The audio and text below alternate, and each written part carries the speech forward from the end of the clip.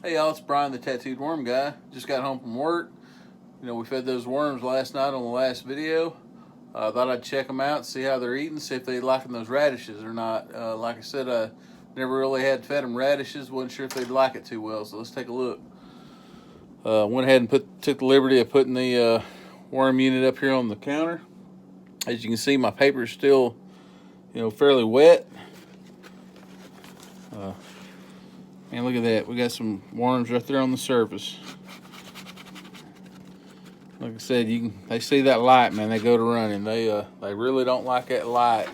Now, you might not have to keep light on them all the time. I like to keep a light on the tray pretty much all the time, but they do kind of recommend after a few days the worms will kind of acclimate to their new surroundings and they won't try to crawl out as much. But I play it better safe than sorry, and I try to keep the light on them all the time. But that's just personal preference. Something else may work different for you. So let's take a look at what we got here. So here's a little pile of lettuce. Look at that, man. Look at the soil moving. So many worms right there. Look at that. Man, it's just like hundreds of them. Look at that. Isn't that cool? Look at that. Man, them little jokers are eating the heck out of those lettuce, man. Wow. Look at that. Oh, my God. That's awesome. They're really liking that lettuce and spinach. Here's the where I had the radish at. I'm going to pull it back, see if they're liking it. Oh, yeah, they're eating it. Not quite as many, but, yeah, they're definitely eating it. So, radish is pretty good. I wasn't really sure. I know that you're not supposed to feed them onions and garlic. They don't really like that, or any kind of hot peppers. I did buy a little magnet when I first got involved with this stuff. And it's got stuff in it that says like the perfect little worm food. It's got watermelon, carrots, celery, mangoes, cherries, bananas, pumpkin, grapes, tomatoes, corn, peaches, strawberries, apples, potatoes, cardboard, shredded paper, cucumbers and beans, pears, cabbage, and the egg cartons. The egg cartons are pretty good. I didn't really think of that, but it's basically just made out of shredded cardboard. So, feed in moderation would be pizza crust, pancakes, pasta, rice, bread, and potatoes. I've had pretty good luck with like blended potatoes, blended potato peels. I hadn't really tried any of the other stuff, but I'm sure while we're filming this, I'll probably try some of it. Ended up eating a lot of pizza sometimes. So, absolutely, you do not want to feed citrus fruits, any non-biodegradable material like plastic bottles or anything like that. Definitely no meat and bones, no eggs. Egg shells are fine, but not the egg itself.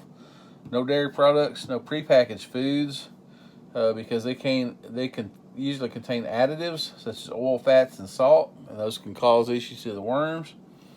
No spicy, salty, greasy, or fatty foods, and no pet waste. That means don't put your dog or your cat poop in here. That's not going to work. Some additional tips: give it a rinse on your vegetables and any of the other food like you put in there. I want to wash it off a little bit, especially if you come out of your garden and you've been using pesticides.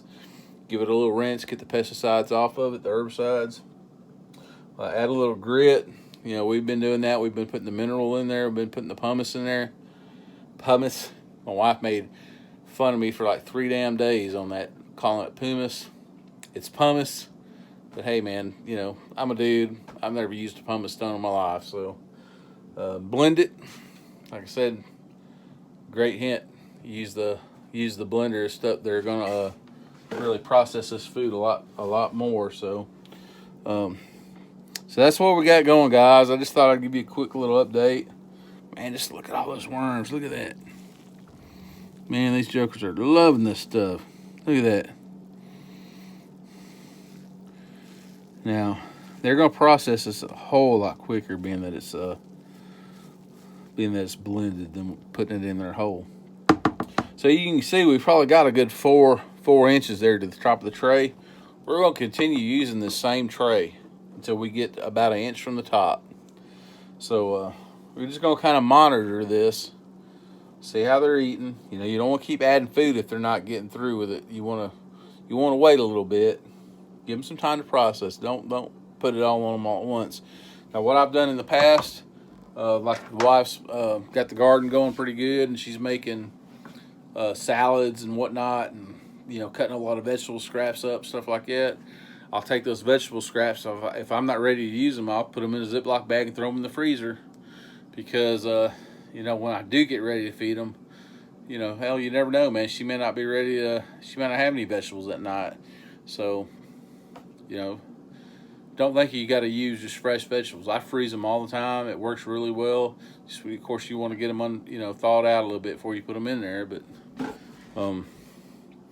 if y'all got any questions, just shoot me an email at tattooedwormguy@gmail.com.